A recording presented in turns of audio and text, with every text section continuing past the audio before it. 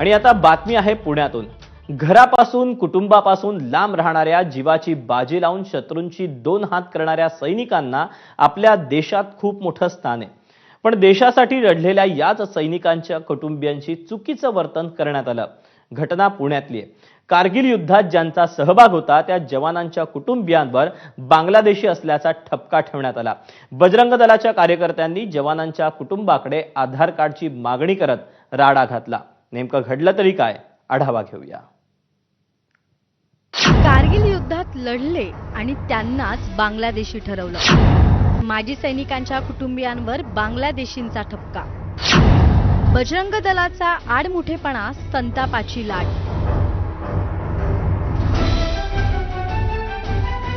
पुण्याच्या चंदननगर परिसरात राहणारं हे शेख कुटुंब गेल्या 3 पिढ्यांपासून हे कुटुंब इथेच वास्तव्यात आहे।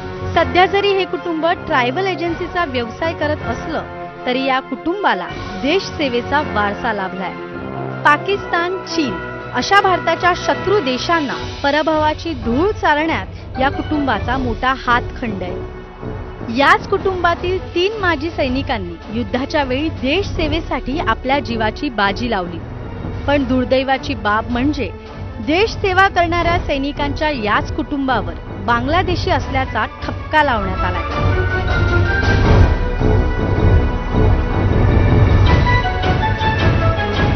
तारीख 26 जुलै, वेळ रात्रीची। बजरंग दलाचे काही कार्यकर्ते शेख कुटुंबियांच्या घरात घुसले आणि सुरू झाला राडा। हे शेख कुटुंब बांग्लादेशी असल्याचा आरोप करत बजरंग दलाच्या कार्यकर्त्यांनी राडा घातलाय। 12 बजे रात में करीब 11:45 बजे 50 से 60 लोग हमारे घर पे अचानक आए। दरवाजा बजाने लगे धड़ धड़ करके, तो हम लोगों ने दरवाजा जब खोला तो अंदर 5 आदमी 7 आदमी ऐसे एक रूम में घुस गए। अपना आधार कार्ड बताओ, अपना आधार कार्ड बताओ। हमने उन्हें अपना आधार कार्ड देने की कोशिश की। जिसका आधार कार्ड दे रहे डुप्लीकेट है, फर्जी है, कहाँ से बना के लाए, जिसको उसको मारेंगे, आपको भी मारेंगे। बीबी बच्चों को भी धमका रहे, गाली दे रहे, उल्टा पुल्टा बातें कर रहे। फिर हम लोग इनसे यही पूछने की कोशिश की कि आप लोग क्या चाहते हो, हमारे पास सब प्रूफ है, हम सब देने के लिए तैयार है। मला अचानक अशी धमकी दिली की तुम्ही दुपारी 11 वाजता नाही आले तर तुम्हाला बांगलादेशी घोषित करणार। आणि हे प्रसंग आम्ही पुढे घेऊन गेलो तर आणि तक्रारी दिली तर आमची कारवाई काही केली गेली नाही। मग आम्हाला पुढे जावं लागलं आणि मग ही सगळी कारवाई चालू ठेवली आणि आमची मदतही केली काही लोकांनी। आणि आम्ही हे सगळं प्रसंगही ठेवला की असं नाही चालणार, आम्ही तर काही चुकीचं केलं नाहीये, नाही आम्ही क्रिमिनल्स आहेत, नाही आम्ही मर्डरर आहेत। मग रात्रीला येणं हे का होतं? तुम्ही येता दिवसात या आणि दिवसात काही कारवाई करा। हे कुटुंब मूळचं उत्तर प्रदेशातील प्रतापगडचं। 1963 साली नईमुल्ला खान भारतीय सैन्यात दाखल। 1965 साली पाकिस्तान, 1971 साली चीन विरोधातील युद्धात सहभाग। त्यांचे धाकटे बंधू मोहम्मद सलीम 1967 साली सैन्य भरती झाले। पुढच्या पिढीत हाकिमुद्दीन भारतीय सैन्यात दाखल। निवृत्तीनंतर 1988 साली मोहम्मद सलीम पुण्यात स्थायिक। ज्यांनी देशासाठी जीवाची बाजी लावली त्यांच्या जीवावर काही जण उठल्याचं दिसलं। बरं, हे सगळं पोलिसांसमोरच घडलं असा थेट आरोप शेख कुटुंबियांनी केलाय।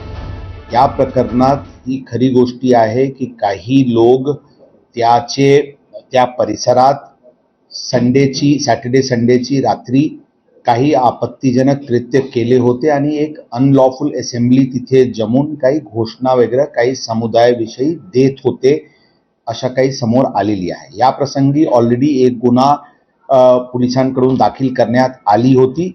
आज परत सगळ्यांचे फ्रेश बयान, त्यांना जे काही म्हणायचे ते पूर्ण घेण्यात येत आहे। कायदेशीर कारवाई करण्यात येईल। इथे बांगलादेशी राहत असल्याची माहिती स्थानिकांनीच दिल्याचा दावा बजरंग दलाच्या कार्यकर्त्यांनी केलाय। पूर्ण फेक आहे, कुठलाही कार्यकर्ते गेलेला नाही। त्यांनी असं सीसीटीव्ही असतील तर त्यांनी आम्हाला प्रूफ दाखवा। पूर्ण पोलीस समोर होते, पोलिसांसमोर कारवाई झालेली आहे। आमचा कुठलाही कार्यकर्ता पुढे गेला नाही, पूर्ण कारवाई पोलिसांनी केलेली आहे। ते जे कुटुंब आहे ते भारतीय सैन्य दलामध्ये ज्यांनी सैनिक म्हणून काम केलेलं आहे, भारताकडून ज्यांनी शत्रूच्या विरोधात युद्ध लढलेलं आहे ते कुटुंब आहे। ते नाही, खोटं बोलतोय ते। अशा कुठल्याही कुटुंबाच्या घरी आम्ही गेलेलो नाहीये।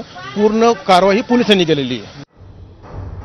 शेख कुटुंबियांसोबत घडलेला हा प्रकार पुण्यातील सामाजिक सलोखा बिघडवण्याचा प्रयत्न असल्याचा आरोप सामाजिक संघटनांचे कार्यकर्ते करतायत.